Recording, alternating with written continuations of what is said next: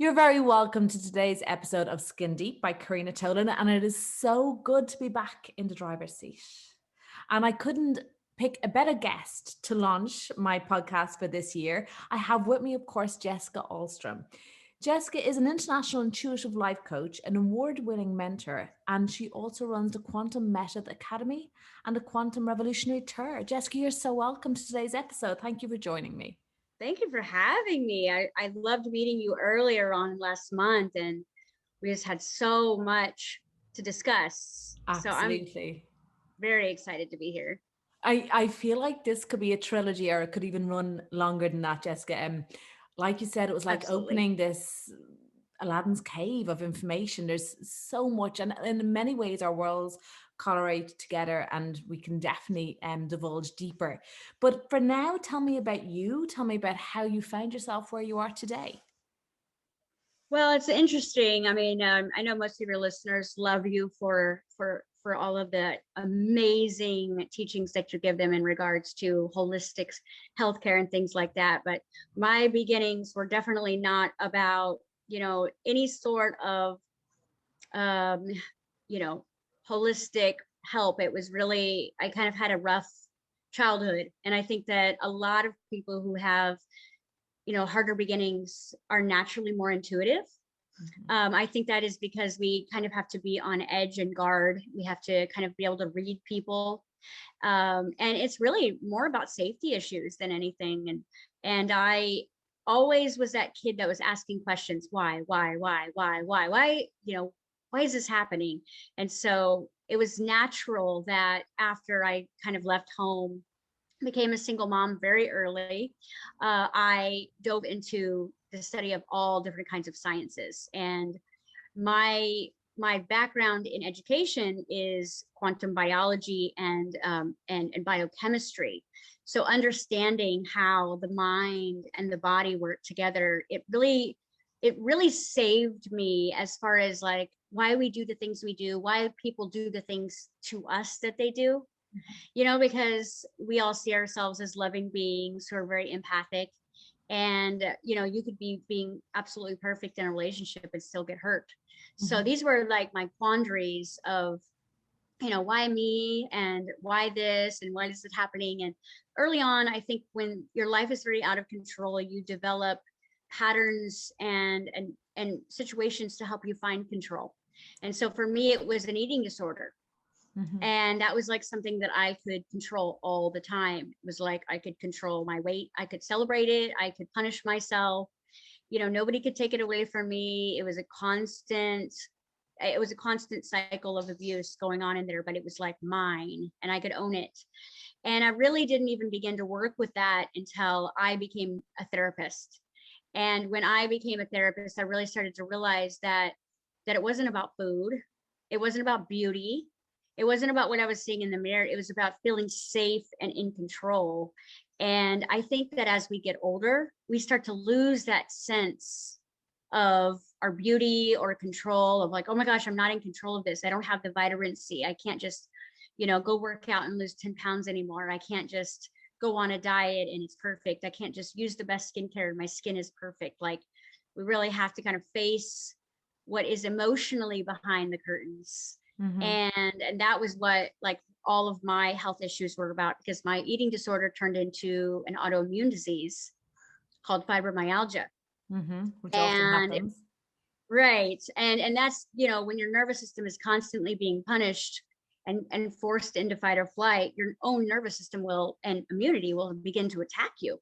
And that was what was happening. And it forced me to sit and really look in the mirror and take care of myself. Women, we are so good at taking care of everyone else. Yeah, for sure. And immaculately, right? To our own suffering. By this point, I had 4 kids, right? And I'm, single mom trying to keep everybody well fed, not having them go without anything. And I'm dealing with an autoimmune disease. And that's when I really looked in the mirror and I said, okay, we're going to work through this. And I've never been really the traditionalist to go to the doctor and get on medications. I really understand how the brain is constantly communicating to the body. And if I can turn this on, I can turn this off. And I think that's what we're really talking about today is the power that we have to understand ourselves at a deeper level, other than, it's not just skin deep. It's so many more layers of what we have, as long as we can be self-aware enough to, and kind enough to ourselves to kind of stop and really take stock of what our life has come to at this point. Yeah, for sure. It's nearly like unlocking it from within. And I mean, that was the idea behind having you on here today, would be like the switching on for me from a skin health perspective, but it's from everything. And like you said, the way with the autoimmune disease, do you agree that life will present you with so many problems if you keep avoiding them until you Absolutely. eventually? And they get bigger, Yeah, and for they sure. branch out in other areas. I have an academy where we work in the 4 fundamentals: time, relationships, health, and money. Because whatever you're avoiding, you'll start to create a problem in one of those areas to get your own attention, right? Like, there's nothing really bad happening. It's just your lack of attention towards self that can sometimes create a circumstance that will then say, hey, I've got a money problem, or hey, all of a sudden there's something going on with my body. Because really, how else do we stop? How else do we actually stop and pay attention to ourselves? Yeah. And sometimes I find I can come up against with a client where they refuse to work with me. And like I said, when introducing you, I can do all I can to provide the client with and empower them with the knowledge and the science to fix their skin. But if they aren't willing to see skin health emerge, and then you have the client that sees it straight away, and then, Right. suddenly you'll see weight loss, you'll see new clothes, Everything. you see, Yes. the head's perked up when she sees you in reception, dying to show you her skin. What's the difference? What makes somebody want to help themselves and what makes somebody not? Oh gosh, great question. I think that when people come to you and I in the beginning, they want the quick fix. They want the pill, every time. Social media, is responsible for It, that instant gratification, and it is it affecting our is. healing process. It is. It is. And we both know as healthcare professionals, sometimes it has to get worse to get better. So there is this transition. But I think really what it's about is us making a firm decision of being tired of our own stuff. How I know that I'm ready to work with someone is when they stop blaming others and they say, I can't get a hold of this addiction. I can't stop doing this. Instead of my mom, my dad, it's my husband's fault. It's like there's that sense of responsibility. And I teach my students that word means ability to respond. That when that word comes across my desk, I'm like, let's go. Because I know that we're going to make huge progress when someone is like, maybe the circumstances that I'm in wasn't my choice, but it is my choice now if I want to make that change. And I also noticed that people go much faster and heal much quicker if they really take responsibility for all of the pieces that may not even feel like their fault. You know what I mean? Like we have our genetics, we have our dispositions, we have our economics. Some people can't afford certain things, and these can all be excuses, right? But then we know and see people who are thriving with less than we all have here. So really, to me, it comes down to choice and readiness, because we know when someone's not ready, they will say they need help. They will always come to you, but they're ready for you to do it. They're not ready to do it. Well, it goes back to that, how it may not be this time, but this problem will come back to you, and it will keep coming back to you until you eventually go through it, as opposed to around it or under it. And then I have this other life motto that I live by, and I do apply it to everything. And that is, if you always give what you always gave, you will always get what you always got. Absolutely. Beautiful. Isn't it so true? And it's even with children, if you need to change the way, if the patterns are reemerging, just change your approach. And then, of course, I love that you say it's a choice, because it is a choice. As I say to clients, I say, who are picking their skin, that's affecting their healing. You must choose to stop doing that. Right. You can choose to work with me or choose not to. Right. And you can also choose to take the guidance and work with it. Because, I know as a therapist, a lot of times they'll come to the session, and then they've got, that 7 days in between our time, or it's like, what are you going to do with that? Because we both know that the skin is a reflection of what's going on inside. And inside is so much more than, the body you see. It's your emotions that you hide from the world. It's your secrets. It's your traumas. It's your, your unrequited loves and your failures. It's also your sense of pride and ownership. It's so many things that we hide. And I think women especially are very good at that, because it's almost like innate, built into us to suffer while we smile, right, and take care of everyone else. We're not built to be necessarily hurricanes, because we have a quiet hurricane going on. And when that is not dealt with, it will start to show outside on your physical body and in your life. For sure. And you speak a lot about the inner child. So tell us how profoundly our formative years shape us. And for me, as a parent with 2 young girls, how can I help them? Oh, I love it's my favorite thing, even though I teach quantum biology and epigenetics, which is basically the study of being able to alter our genetics back to choice versus, kind of a default of our parents and lineage. It really does go back to the child, because, my extensive study and research in the inner child and the brain, how the brain forms neural pathways, is pretty much solidified by the age of 7. So our first 7 years, we are really downloading, we are watching, we are participating, we are witnessing, we are practicing what we see. None of that is necessarily what's right or wrong, right? It is not necessarily judged, because the brain wave that the child remains pretty much chronically in, unless the child is very abused, is what's called theta. And this is where your kind of imagination between awake and asleep, you're just kind of in that spongy place where you're mimicking and you're playing and you're imagining, and and when someone takes that away, it's like full-blown tantrum, because wait, someone's stealing my joy. And it's the ripeness of being authentic. Do you remember, like, when you didn't care about how you looked or what you were wearing? It was just about that moment. And it was also about shining. We weren't afraid to say, look at what I'm doing and look at me. And now it's like, oh, you're a narcissist, right? Like, that gets so removed. By the time 7 hits, it's like the child has to say, okay, who am I allowed to be, and what makes me a good girl or a bad boy, right? And I remember the moment where I really took stock, because it's not the big traumas that really cripple the inner child. It's the small, steady parent fails. And I'm going to tell you a few of them, because we, as parents, I have 4 kids. I know we want our kids to be better than us. We want them to have more than us. So we're guiding them, but a lot of times we're guiding them through our own fear and our own humiliation. And we have a tendency to parent through shame and guilt, right? Even if it's subtle. So I was at, one of these local stores, and there was a little guy, maybe 3 years old, sitting in a cart with his mom. And she says to him, if you're a good boy, I'll get you a snack. And he says, yay. Now, let's just break that down quantumly here for a minute.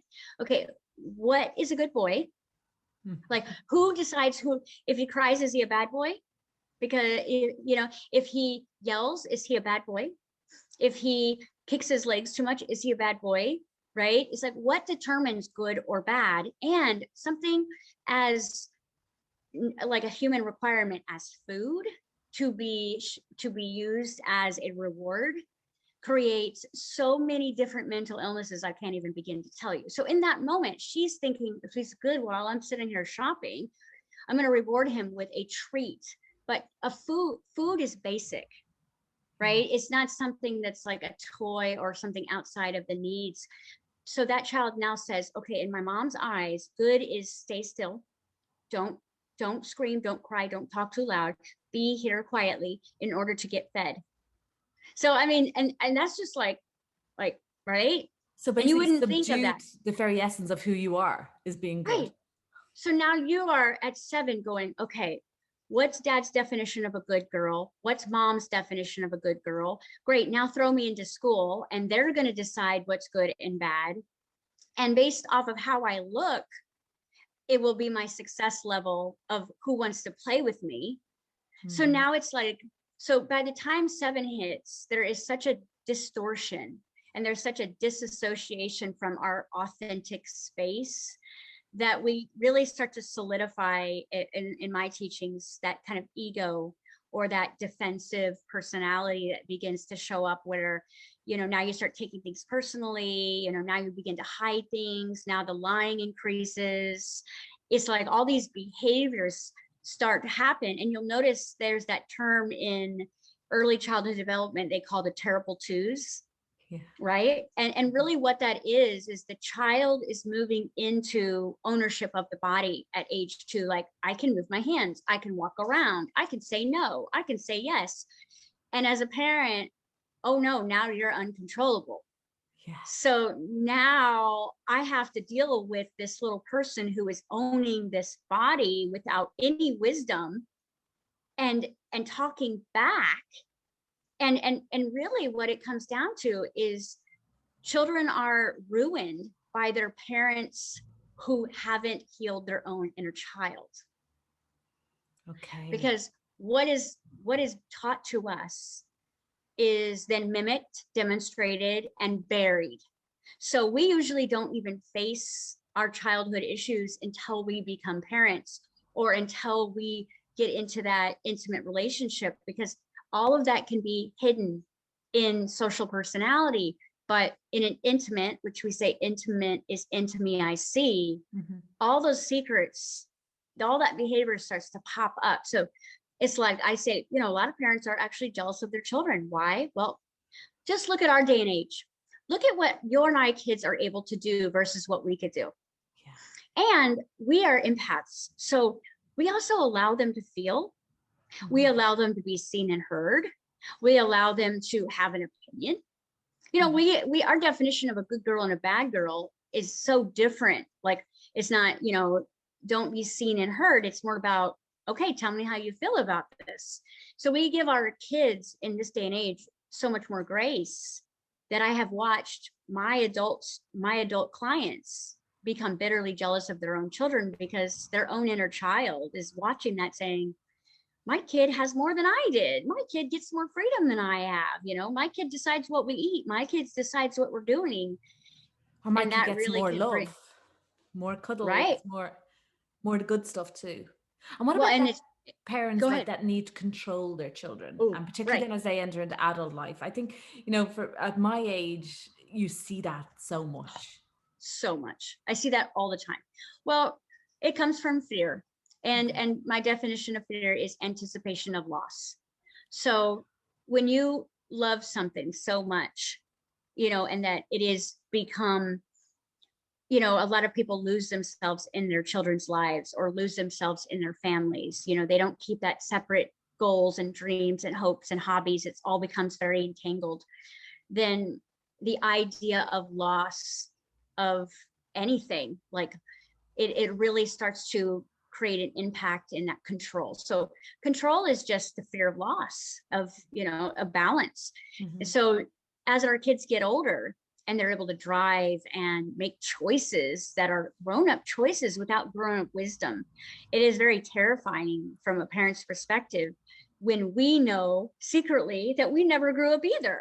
We're like holding it all together, and then we're watching our kids who are kind of fearless and not taking no for an answer, kind of going out into the world and having these experiences that are really rattling the cages of our own control issues because we feel out of control.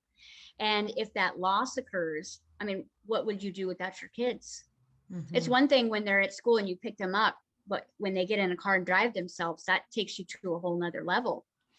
You know, maybe the parent is thinking, when they move on, I'm going to have to face my own inner child issues that I've been avoiding. You got it. Because I have been living vicariously. I wasn't allowed, I wasn't a good girl if I didn't speak. I've let you speak. And now we've had this beautiful life, and now you're going to go on and leave me. Anticipation of loss.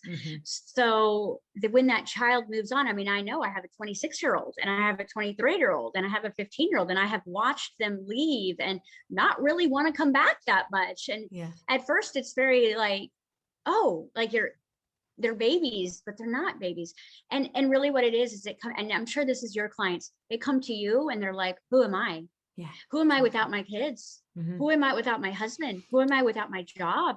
Or I get a lot, I have basically abandoned myself for the last 20 years. Can you restore that now? Because the kids have now flown the nest, and suddenly they're looking at themselves and they don't always love what they see.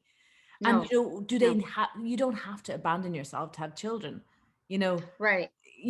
Like for me, having the girls, and I think children are the greatest educators of the art of letting go. I remember when they start growing out of their 6-month-old vest, feeling that pain, and that 6-month-old baby was gone. But now I'm embracing it, and I actually love seeing the changes, and I'm excited for the adults that they will become. But they're separate entities to me. They're not me. Right. They're completely individual. Right. And that's what I have this conversation with parents every day. You don't own them. They aren't yours. Since the day they were born, they were designed to leave you. And the safer and happier and healthier they leave you is proof you did a good job. Because our job is guidance. It is not, it's not ownership. And when we don't have a relationship with ourselves, we will have codependency in other relationships. And that is usually what people's breaking point is the more codependent you are, the more you are nothing or no thing, devalued, less valuable, when that person, place, or thing is not there. Or, when women lose their beauty, when they start to age, it's like they've been holding. I had a best friend who was a model for years, and, she hit 50 and she went through kind of menopause rapidly, and she gained all this weight and started getting, her hair was losing, and she went into such a depression because who am I without my beauty? Who am I without everyone just letting me do whatever I want because of how I look, right? But isn't it the ultimate avoidance? As long as you're dependent on relationships and enthralled with your own beauty, you're avoiding dealing with the issues that are inside you. Absolutely.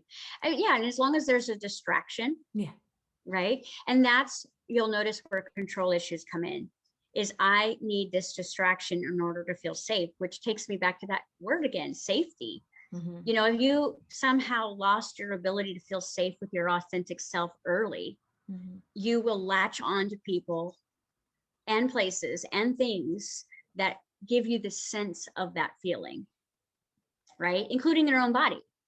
So what I've noticed is life is a great teacher, and whatever your false securities are will usually be brought to light at some point where it's time for you to deal with it.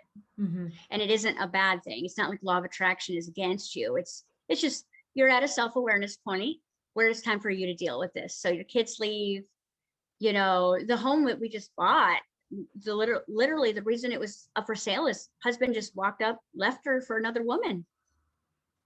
This is a home she built with her husband.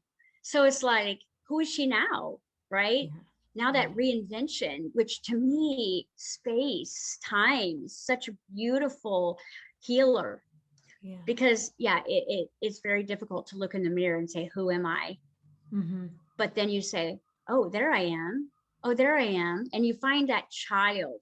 So for me, the greatest healing abilities that I try to instill and teach in my academy is to return back to the child and reconcile, heal, but not only that, but remend that relationship that we had with that child inside of us, who was fearless, who was courageous, was authentic with being a mess or all dolled up, and felt like they really deserved love, and was ready to give it at any moment.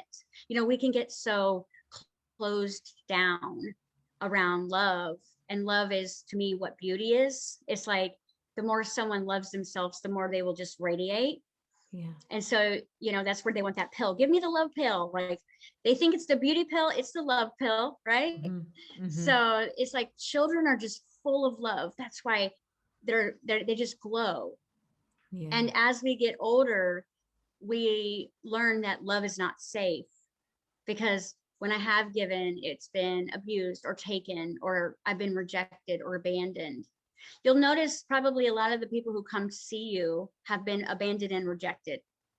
For And sure. And it really the root manifests in their is, skin.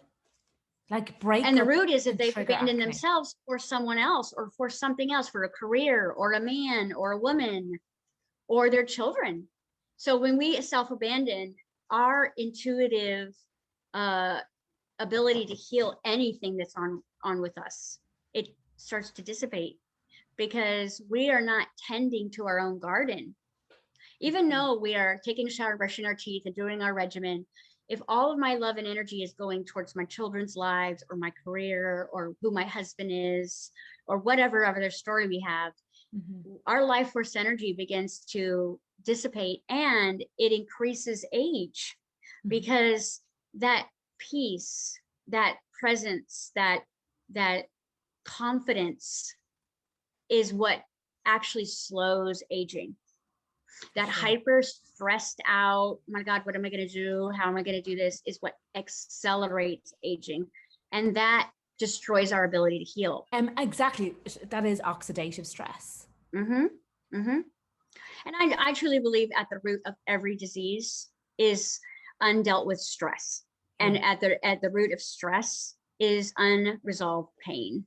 And pain could be physical, chemical, or emotional. It doesn't always have to be, you know, a car accident, or, you know, it could be, like I said, I mean, I have taken people back in hypnosis to find childhood trauma. And I have seen that this adult really believes that mom loved her brother more than her because he got the red cup and she wanted the red cup.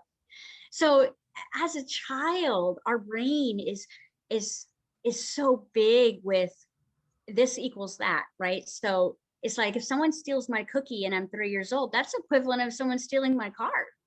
And we just take from kids and we push on kids, and we don't realize that their brain is adapting to the circumstance of, oh, I didn't get the red cup today. Mom loves my brother more.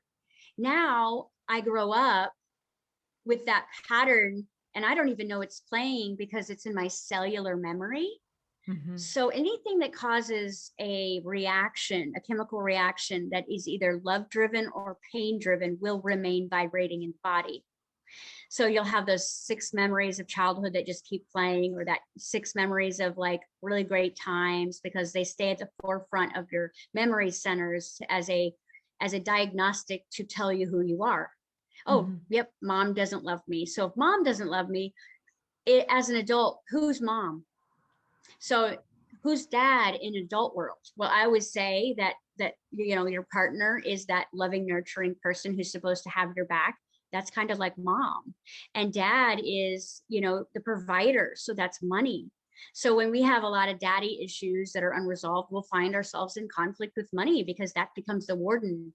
And when we don't feel loved and adored and seen, we will have like old residual conflicts with mom playing out in relationships and in our own body health and our own ability to nurture and feel nurtured by others. So we can really kind of break down anything that's going on in the body and look at that being as a whole system, rather than an acne problem or psoriasis or a gut issue, because really you are an entire system. Yeah, for sure. And when your check engine light comes on, it is telling you, I don't actually know, but there's symptoms going on because there has just been out of alignment or malfunctioning of the ability to be present enough to deal with the true root issue. So we have to kind of like look at someone as a whole system versus a body part, right? Right. Yeah, for sure. And that is the idea of treating someone holistically. And tell me, what would you recommend to people who feel they are encountering like that, the same problem each time, or feel that they do need to change and support themselves and maybe deal with some issues? How would you recommend to people to go about it? Well, I mean, obviously, like we discussed earlier, there needs to be a sense of readiness, of willingness, of acceptance, right? And I've noticed that acceptance defined is actually defined as love. Like, I accept that this is where I am, right? I don't necessarily like where I am. I don't love it, but I'm here. And instead of trying to run away, which is addiction, I'm just gonna like be here with it and be like, okay, I've got some major digestive issues going on here. Like, when did this start? You know, the power of asking ourselves questions is what refires our intuition. When did this start? Well, my stomach issue started in college. Great. What was happening to me at that time? You know, I was stressed out with finals. My girlfriend left me. You know, my parents were getting divorced. You know, like, who knows? Like, it's like a storm of emotions where you're trying to stay focused. And so in order for you to keep moving forward, you develop, you know, digestive issues. What are you not digesting? And now undealt with stress starts to grow everywhere, right? So now it's turning into Crohn's disease, right? And that's within what, just a 15-year period of now, on top of that stress that wasn't dealt with, marriage, kids, debt, right? And then being maybe in a career where you're like, is this even who I am? I mean, I know I've changed careers several times before I found out who I was and had 4 kids. So it's like, I get it. It's like, just gonna keep going forward and just don't deal with certain things and just take a pill to numb the acid or whatever until it becomes an alarm clock or a volcano where it's like, okay, time for you to deal with this, right? And it's usually the worst possible time, right? Yeah, for sure. This is what I often say to clients about acne and skin flares. You know, usually will happen when they have pregnancy, when they have weddings coming up, when they have a stressful event. Because that activates what's already there. So is stress activates stress. It's like a tuning fork. You know, if you put a tuning fork next to me, I'm going to start wiggling. So if all of a sudden a big life stress happens, what you're spending a lot of your energy burying will start to come to the surface. That's why, like, you can be totally content and all of a sudden someone triggers you and now you're mad about 15 things. You know, I often Because say the you just problem's buried not, those things, for right? sure. I often say the problem's not the problem. It's how you respond to the problem. It is. And what I've noticed as a hypnotherapist and therapist is you're usually not upset for the reasons you think. You're not afraid. You're not upset at the guy who cut you off driving. You're upset that your life is surrounded by inconsiderate people and you're not dealing with inconsiderate people. So it's a lot easier for you to get mad at the driver ahead of you than deal with the relationship issues. Yeah. You know, or the stress of your boss not appreciating you. Now this guy's cutting you off and he doesn't appreciate you either. Now you're angry with him. So it's like I would say, you're never angry for the reasons you think, if you even get angry, because everything is pretty neutral. Yeah. Like, okay, he's probably in a hurry, you know, maybe he's got a stomach issue. But no, we're like, that guy is not appreciating me. He is doing this on purpose to hurt me. And that is just not the case. But when we don't deal with stress, stress is acidic, and acid creates dysfunction in every organ, in every system. Our ability to, you know, digest and metabolize. So I think that also we have to understand that our life cycles like are in 7 years, how we talked about. So the first 7 years is where you really solidify your kind of state of being, but your body begins to build and multiply off of those 7 years, which is the study of epigenetics. And that is who I am. Who I was and am at 7, I probably still am, unless I have gone on a self-awareness journey or, you know, done some personal development. I will be just a more angry version or unhappy or sick version of that 7-year-old unless I deal with those issues. So we watch ourselves in 7-year cycles. I mean, the brain literally redevelops every 7 years. How is that? So we have the power to change our entire system by really looking at what we believe about ourselves and working with the brain chemistry, because ultimately the brain tells the body who it is. Oh, you're not loved. Okay, great. You know, you're too slow. Now your metabolism is slow, right? You know, it's like, we need to hide. Okay, let's gain 50 pounds. Like, you know, you're insignificant, right? You know, it's like the brain is like speaking to the body. And if that nervous system is not balanced, then what you'll notice is the body is basically showing up constantly through its own health, how it secretly believes itself to be. Not what not the mask that we wear for the world. You know, we have different masks that we wear for different people, and we're very good at it until the relationship gets intimate, right? Yeah. Yeah. And then often you won't even open up at that level, like. Right. Right. Because you feel so unsafe again. There's that like that boundary issue, right? And again, that goes back to avoidance too, doesn't it? Well, yeah, I mean, I think at the root cause of all dysfunction, pain, disease, illness, poverty even is, you know, that avoidance. Because I mean, your life is about being better or bitter, right? And in order to be better, you have to take your challenges and your limits and turn it into potential. Yeah. You know, it's not the victim cause, well, this is what happened to me, or this is what happened, or this is the situation I'm in. It's like this universe is designed for us to, you know, turn lead into gold, right? And to make something hideously ugly beautiful if we choose to look at it with that potential. Otherwise, you know, we all know or have a family member who is just developed themselves into a chronic a personality of negativity and pessimism and criticism and cynical and very closed-minded. And it's hard to be around people like that when you are putting even a small amount of effort into your own happiness, right? It's like, oh, it's uncomfortable. Yeah, for sure. That negativity. You know, you've worked so closely with people and really seen their kind of like that, their most vulnerable elements of their personality. What do you think the idea, like, I'm not asking the meaning of life, but I kind of am asking you the meaning of life.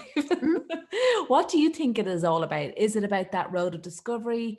You know, is it about healing? Is it about learning about ourselves? What is it all about?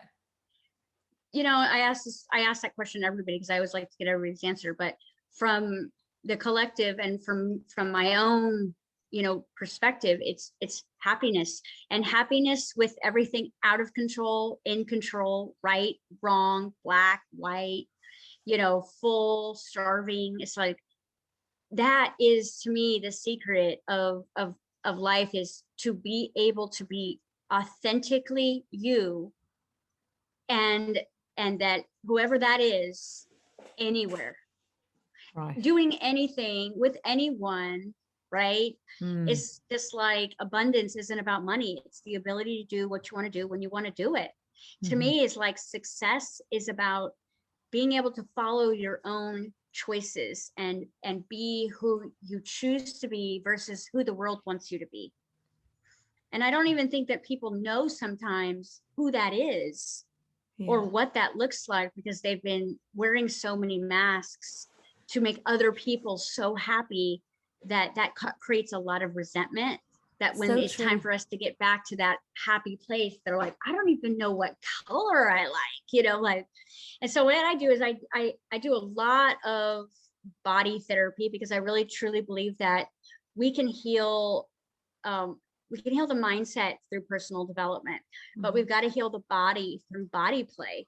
Your body has to heal through body. It's like the body's matter. The mind is energy. So sometimes you'll get a self-awareness and you're like, have you ever known something at an analytical, intuitive level, but you still act out your old behavior? And you're like, why am I doing this? Like, I don't, like, you just literally watch yourself do the very thing you know you shouldn't be doing, because that pattern, that a pattern of behavior is not here anymore. It's like it's like if there was a bunch of rocks at the bottom of my water, it's still going to make my water dirty, right? So my body is going to behave intuitively who it believes I am, not what you're studying. So if I'm studying scientific proof that I am a fractal consciousness of source energy, I'm like, wow, that resonates. And then my body's like, we're broke over here. No one loves us, you know? So it's like, it's the body behavior. So I teach people to watch their bodies act out behaviors over a 24-hour period without judgment. Like, I'm not even going to judge what I'm craving, what I'm doing, what I'm thinking, what I'm saying, and just watch what my body really thinks about me and who we are. And it's an awareness process, because you realize that 90% of your trauma that you don't deal with is just really in the body and muscle memory, right? Mhm. You're going to act out. It's like you can feel so enlightened until you go home for Thanksgiving, right? And then all Yeah. of a sudden you're 8 years old and you're frumpy and you're ugly and no one likes you and you have no voice. And you're like, I am enlightened in my community and I go home and I'm worthless, because that's a body PTSD. It's like the environment of the five senses will really take us back to an allergic reaction where we lost our power. That's why Mm. certain people will irritate you.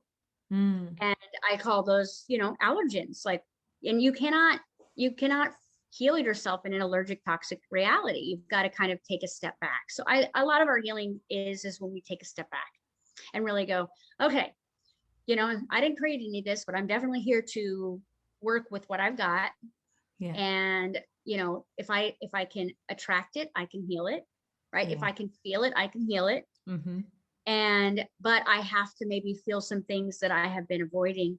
Mm. And that's where a mentor or a coach comes in, because no, we're not here to give you the pill, unfortunately, but we are here to give you a shortcut. And the shortcut is a safe space for you to purge and be and like peel all those layers back.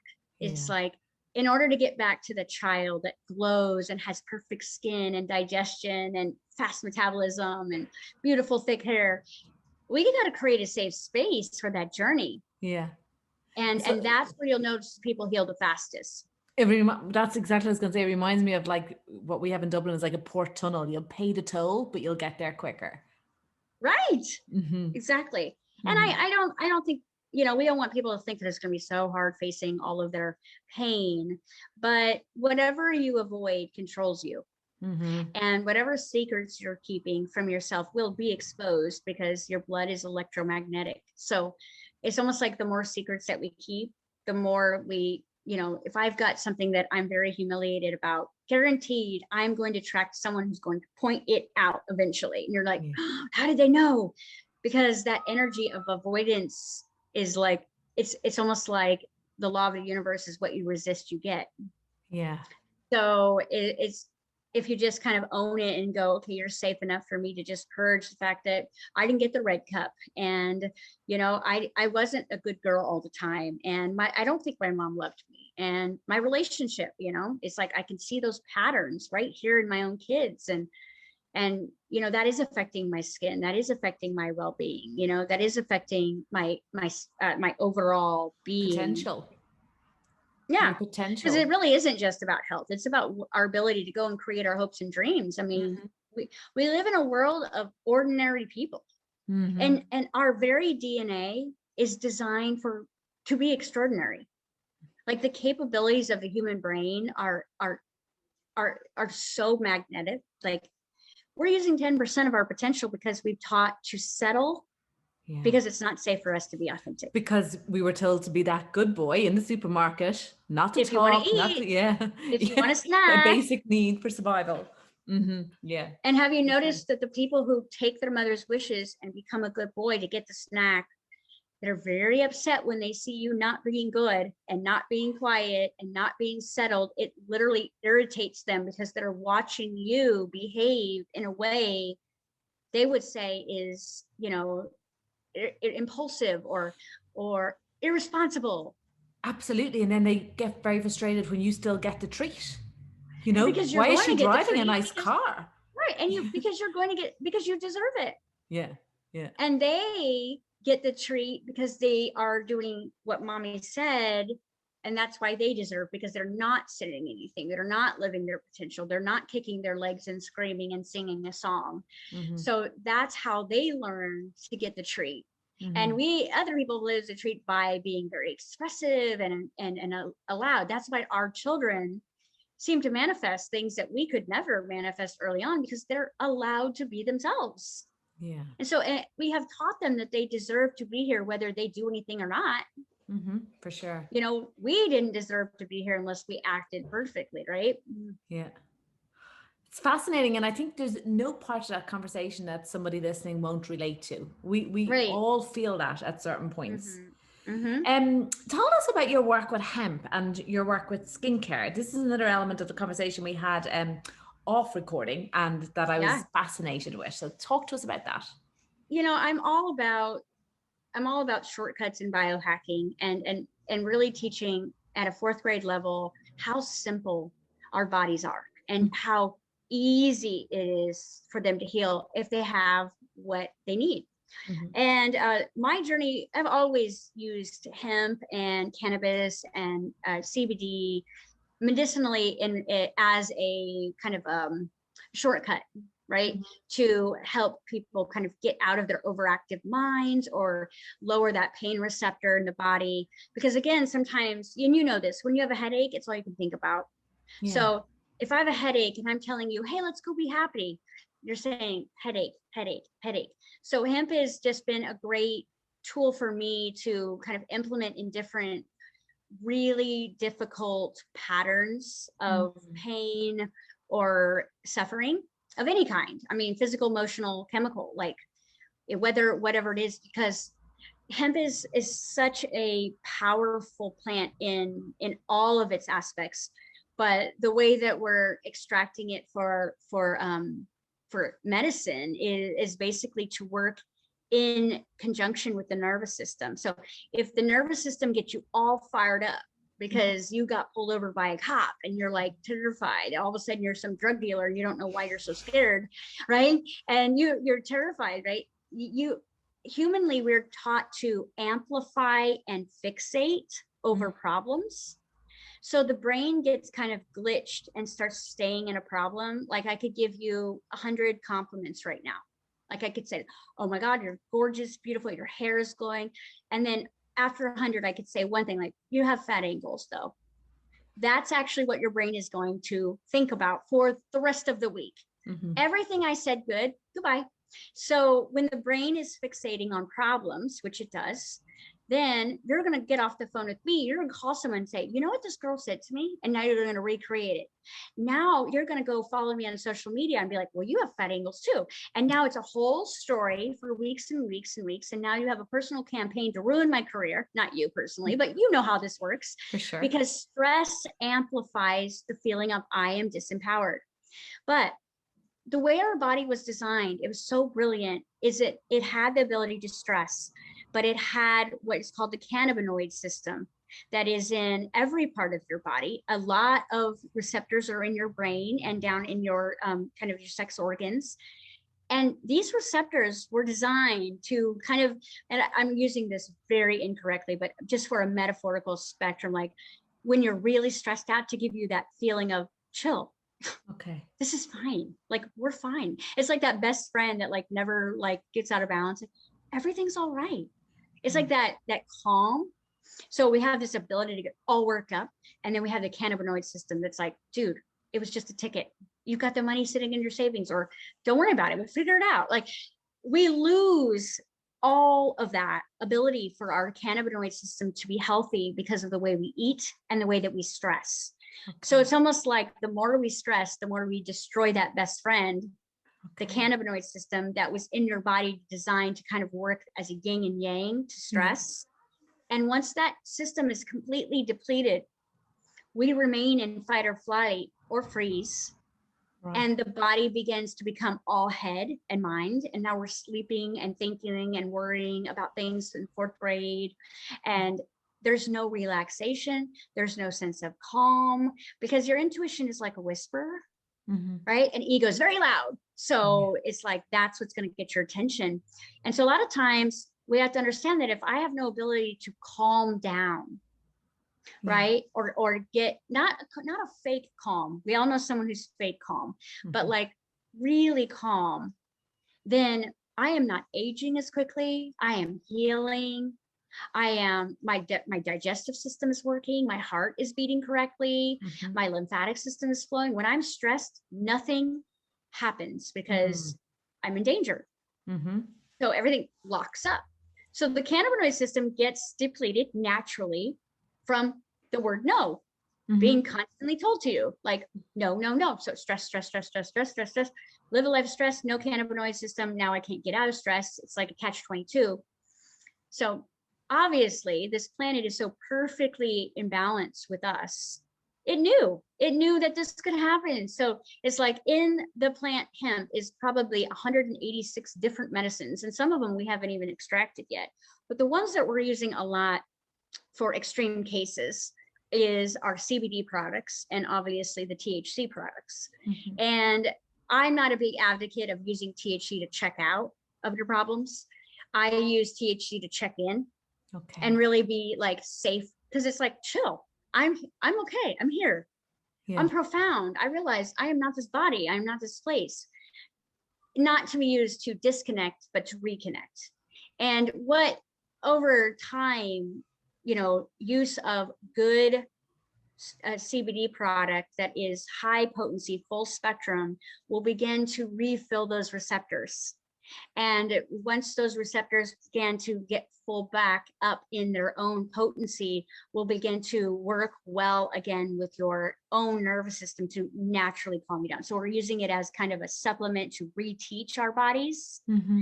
And then unlike the vitamin C that we don't create anymore after a certain age, like CBD will actually remember itself, and it will start to, the cannabinoid system will start to replace itself over, depending on your stress level. Could take 3 months, could take 3 years, could take 30 years, depending on your stress. But I say you got to brush your teeth every day. So it also creates instant decrease of inflammation. Okay. Because what it does for the mind, chill out.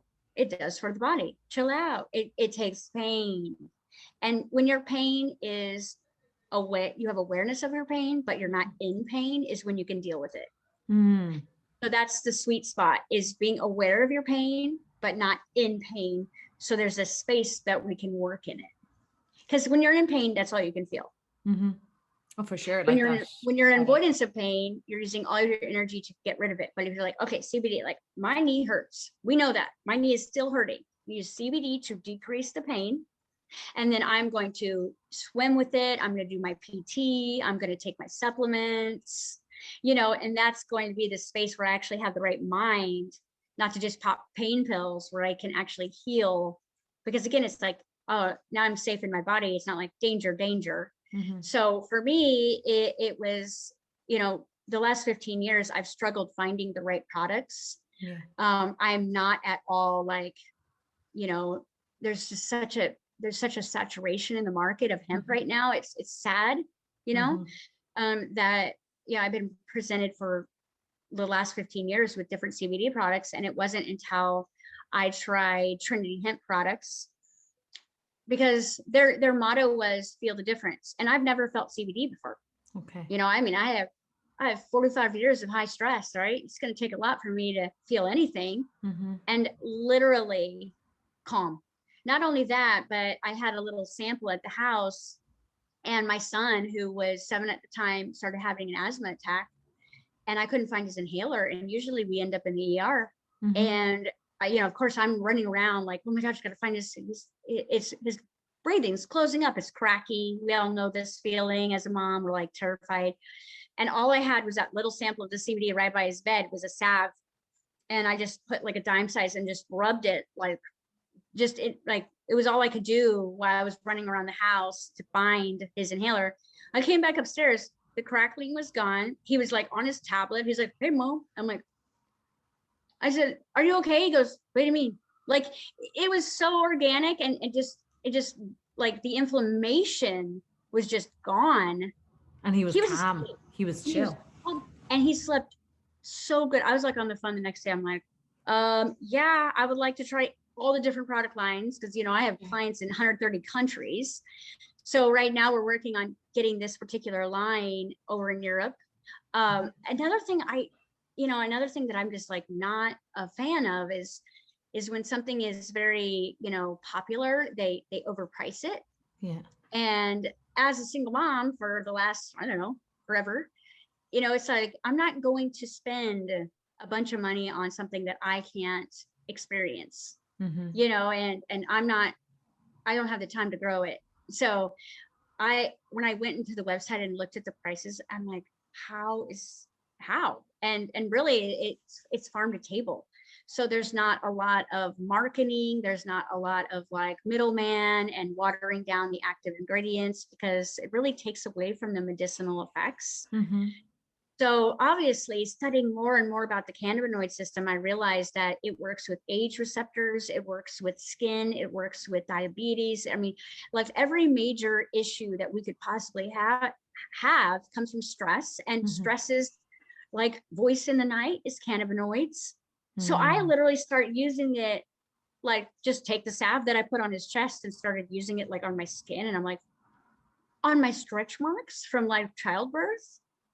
And I was blown away. I was like calling all my girlfriends and I'm like, you know, and so now I'm working with the creator, and we're going to turn it into kind of a beauty line. But honestly, simplicity, it's like nothing is ever complicated that truly works. And I have some skincare that I have paid way too much money for that Mm-hmm. has hundreds of ingredients, Mm-hmm. when the baseline of deep sleep, we both know, creates amazing skin.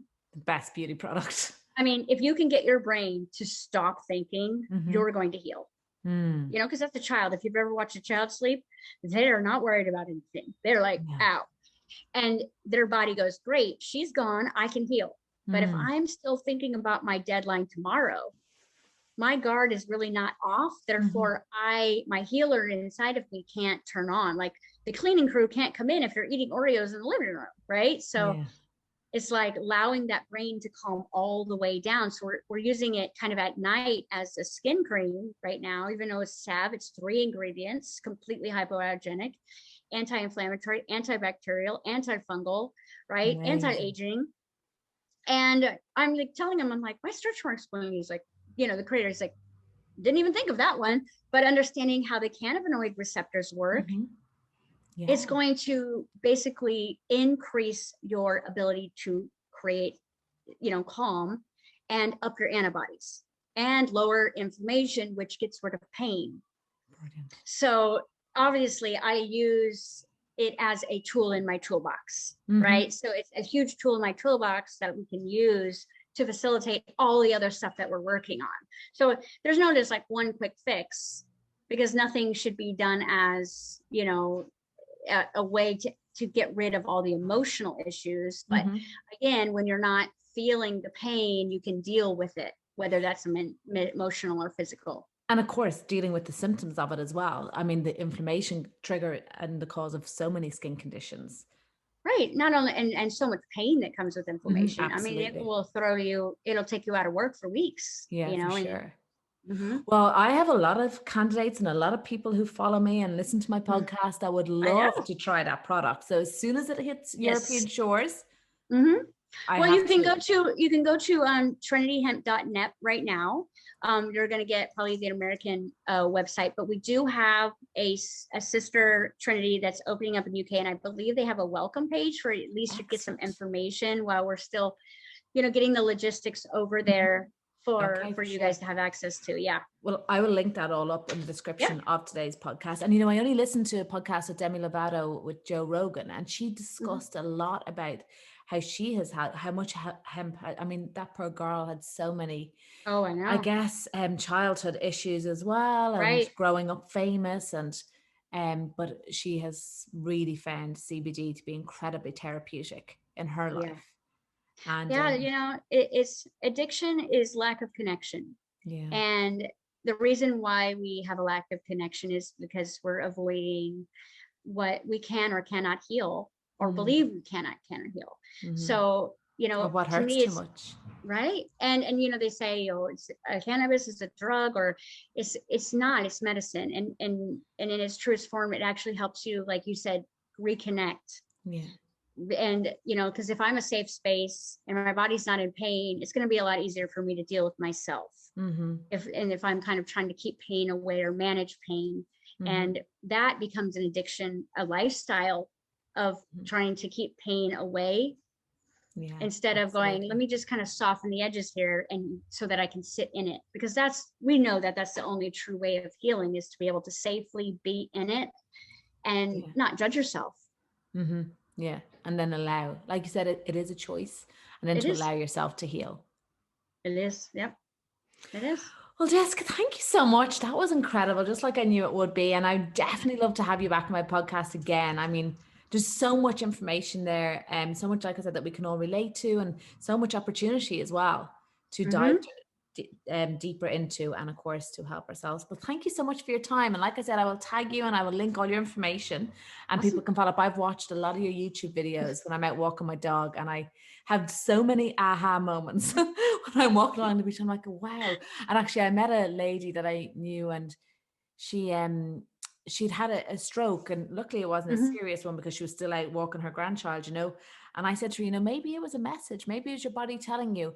And she was like, oh no, I'm done with that, you know, I'm that whatever. And I said, no, you choose to ignore it. I said you can choose Mm. to listen to it or you can choose to ignore it, but just so you know, you're in control, you have a choice. And it Oh, is so wow. true, we are all in control. I mean, Yeah, we have that ability to choose, and it's the we choices we do. make really that define us. Yeah. And sometimes it just takes timing, Mhm. we see people healing, and it's really about their timing when they're ready to face that, Mm, you know. mm. But you're right, it is absolutely a choice. And when that choice is made, all the solutions in the world line up for you. So it's just Mhm. about paying attention at that point. Yeah, yeah. Mhm. Release your potential. The That's the right. reality, the particles of your unlimited potential. I love that. That's right. Jessica, thank you so much for your time. Thank you for joining me on Skin Deep by Corinna Tolan. And I look forward to working closer with you in the future. Yes, absolutely. Can't wait for you to do more. All right. So thanks for having us, guys. Thank you. Take care, All Jessica. right. Enjoy the rest of your day. You too. Bye bye.